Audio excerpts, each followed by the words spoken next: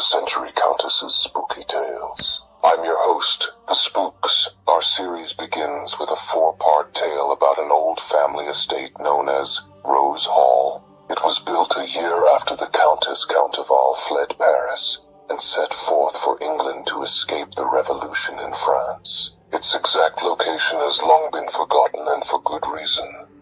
The place is cursed, built as a symbol of love, but its grounds are said to be stained with the sins of murder, dark rituals, and other horrors.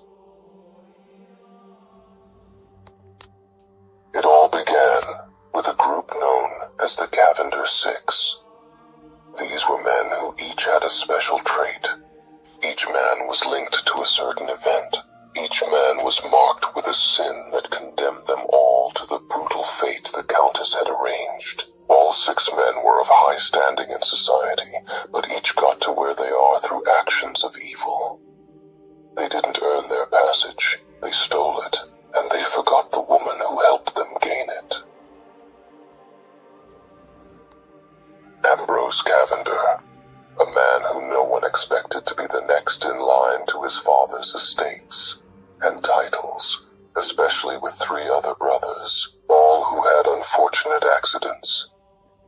His cousins, Edward and Henry Cavinder, both men one who desired wealth and business, but each had a rival. All it took was the death of an in-law and framing a rival to gain their destiny. Jonathan Cavinder and his two sons, each were ambitious men who also committed sin to gain their connections and status. All six men were once part of the Cult of the Rose, a secret society founded in the 16th century by the Countess. Each man was to serve her and remain loyal to the cult in exchange for their desires. Each was to follow that the Countess referred to as the Law of the Rose. If one of these rules were broken, it resulted in a punishment. Members of the cult knew the Countess wasn't human, and those who were smart followed the laws of the Rose. But the Cavinder Six had forgotten one specific rule. Never turn your backs on your fellow men. The Cavinder Six had allowed greed and ambition to consume them, and each began to blackmail and frame other members of the cult, who were also of high status in society. These actions were left unreported to the Countess, until she had returned unexpectedly to England, where her remaining faithful begged forgiveness and confessed what the Cavinder Six had done, and how they were forced to stay silent. The Countess had made plans to build a new private home with special purpose. However, every new home had to have a foundation. In the early centuries, special tokens would be buried under foundations as a form of good luck and fortune.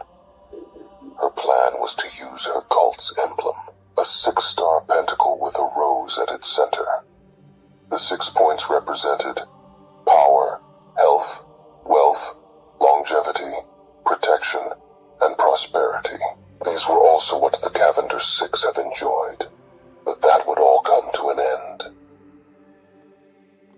A meeting was arranged, and all 6 men were ordered to meet the Countess. None had expected her return. None were aware how much she knew. The meeting would be as normal, in secret. No one knows where they go. Each man would wait at a specific location where a carriage would arrive for them. They arrived in a strange location, where a stairway led underground. The rest of the cultists were waiting. When the men descended down the stairs, that was when the cultists took action. The 6 men were attacked, beaten with fists, blunt objects.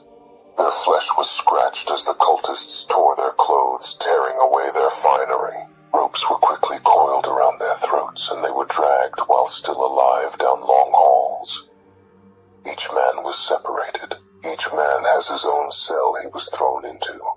They were given no food, no water, just a lantern, and told to read the message on the wall.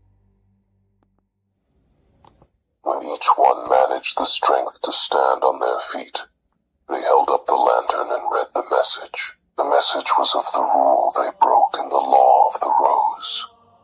Underneath it was their sentence: to be buried alive in their tomb. Their slow deaths would serve as sacrifices to energize the cult's emblem's 6 points. Upon learning their fates, each man began screaming and begging the Countess for mercy. But she couldn't hear them. She was above ground watching as her cultists covered the entrance with dirt and clay. Soon the opening to the underground tunnels to 6 cells was covered. It was as if it never existed. The foundation of Rose Hall was the centerpiece, while the graves of the Cavinder Six spread out like the 6 points of the star. Each man fell into madness when their lanterns burnt out and were subjected to silence and darkness. No one would know what became of them. In time, they would be forgotten and only part of a legend, the legend of the Cavinder Six. We hope you enjoyed this spooky tale. We hope you will join us again in our next tale at Rose Hall.